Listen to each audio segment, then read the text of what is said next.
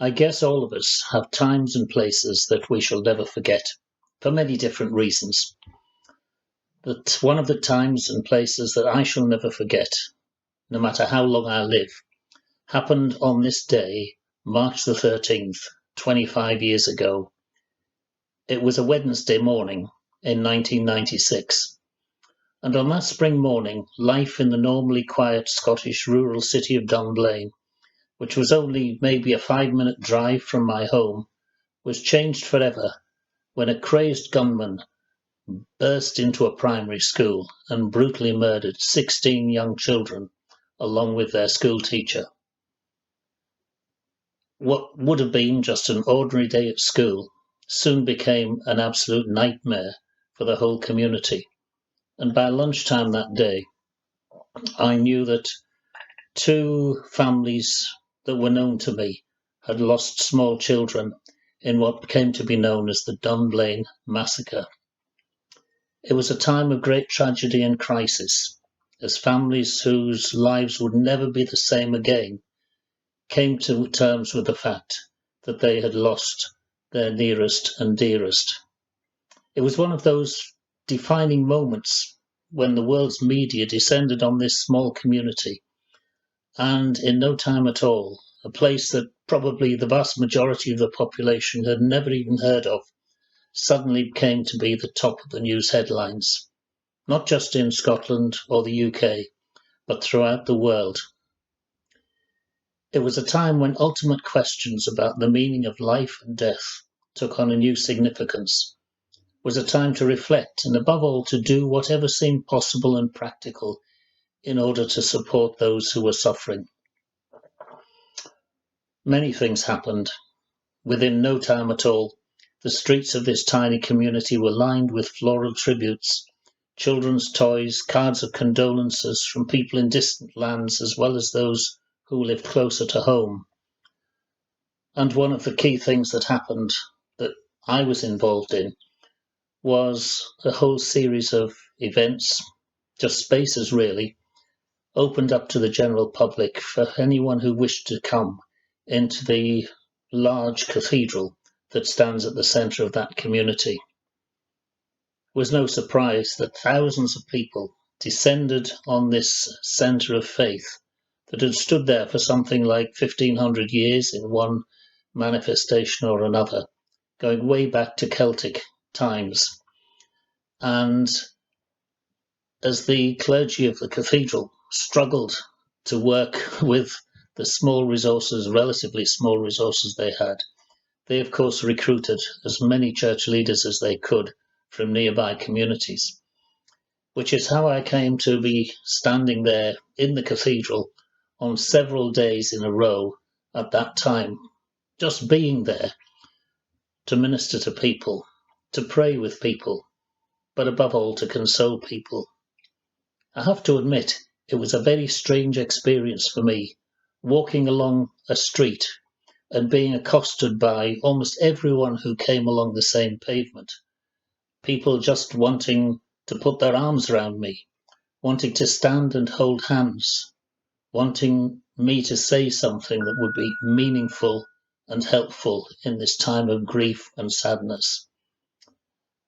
One of the things that struck me was not just that people were asking questions like, why do bad things happen to innocent people? But there was a spontaneous outpouring of what I guess we would call popular spirituality, motivated not so much as a desire to blame God, but as an almost kind of primal need to discover again where God might be found within the terror and uncertainty of that awful event. I remember standing with many thousands of people who poured through the cathedral on those occasions and observing people literally embracing the actual fabric of the building. I recall very clearly having a conversation with a Muslim family who came with their relatives and extended family and actually embraced the big pillars that were around the periphery of the building. And in conversation with them, this is what they said. They said, well, this is not representative of our faith, but people have been praying in this place for 1,000 years and more.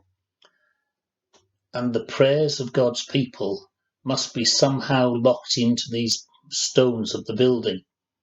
And many other people were touching the physical fabric of the cathedral, almost in order to get a tangible connection, not just with the divine, but actually, I think, with the people of previous generations, who, of course, had suffered their own tragedies, if not in quite the same kind of way. They were long days. They were tough days. They were exciting days. They were not days I would wish to repeat, but they certainly taught me a lot about my own faith and my own spirituality and who I was called to be in ministry.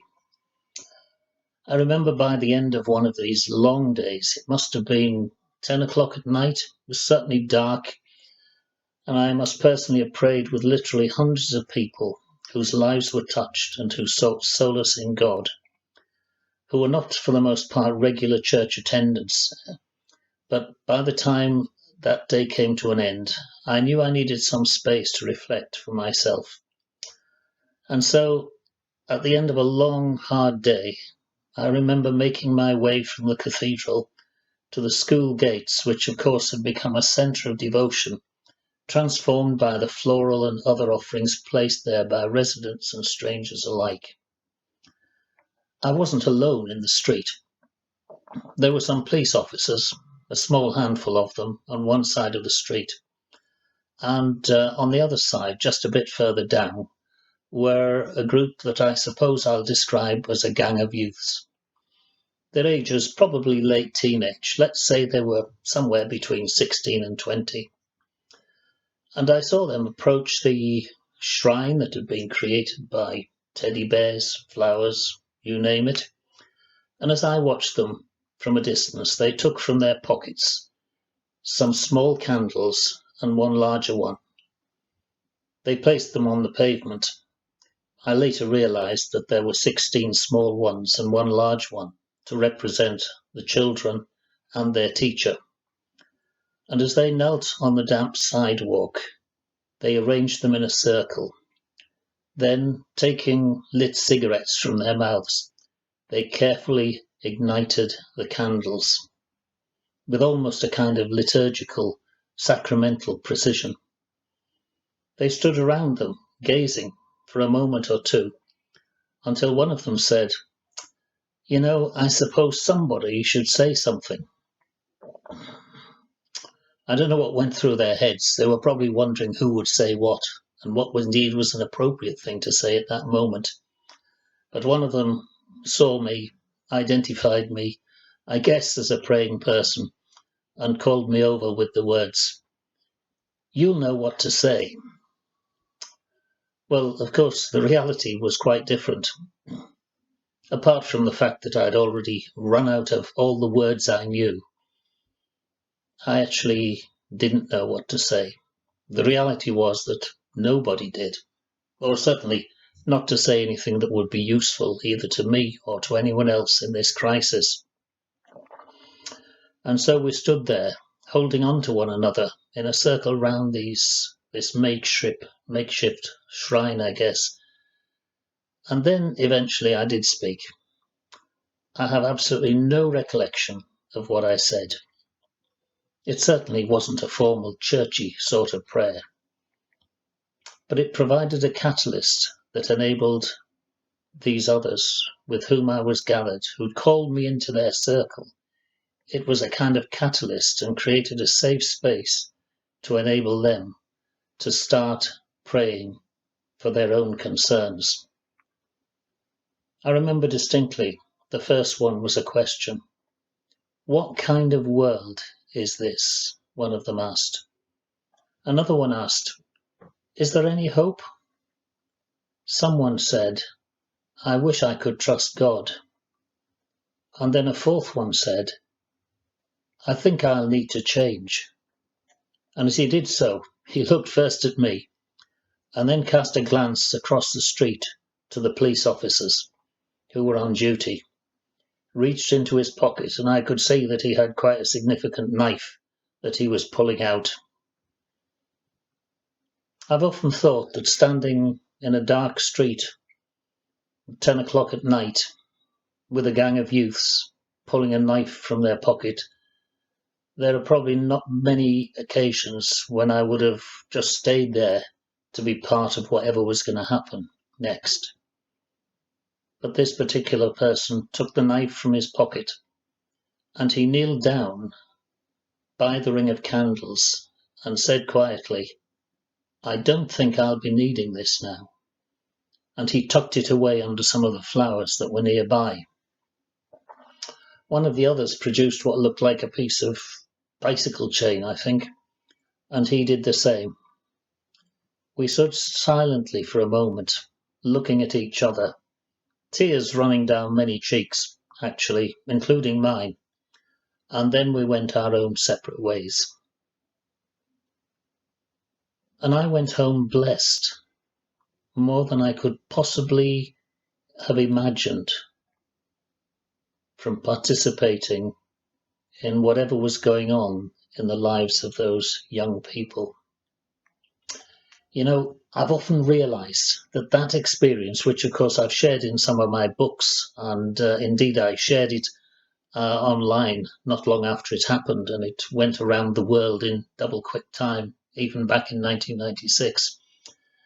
But I think for me it was one of those kairos moments when a lot of things that were floating around in my thinking and my life suddenly came together to remind me of some things that were truly important and in many respects have shaped who I've become in the last 25 years. I think I can sum it up by talking about spaces, rituals, and guilt. I realized on that occasion how important sacred space is. That when we want to celebrate something, just as much as when we want to acknowledge a tragedy, we intuitively create shrines. We put flowers in a particular place, whether in traditional places like graveyards, or indeed the places that we intuitively go to when someone has been killed in a road accident or whatever. There's an important need that is fulfilled in our lives through sacred space. But I also discovered that day that we also value the shrines of our own forebears, and we can repurpose them in new circumstances. I've already referred to the way in which the very fabric of the cathedral became a place of solace and consolation as people touched it, to be in touch not only with cold stone, but to be in touch somehow with the roots of that community and indeed with the prayers of that community. It was almost as if the spirituality of the previous 1,000 years was kind of oozing out and bringing blessing into people's lives. Some of our traditions have forgotten the importance of sacred space. I think the other thing that struck me, that I was reinforced for me out of that experience, was the importance of ritual. The reality that our feelings, indeed our faith, needs to be embodied in order to be fully embraced. In fact, it can be quite damaging if our feelings are locked away inside and are never expressed in some kind of physical form. I've already mentioned the roadside shrines that we create and the actions of those youths. And the reason I'm still thinking about that occasion and that group of young people who, of course, now will be, I guess, in their 40s, I often wonder what became of them. In fact, on occasions, I often pray for them even though I have no idea who they are or where they are or what they might be doing. But the reason I'm still thinking about it 25 years later is less because of what they said and more because of what they did.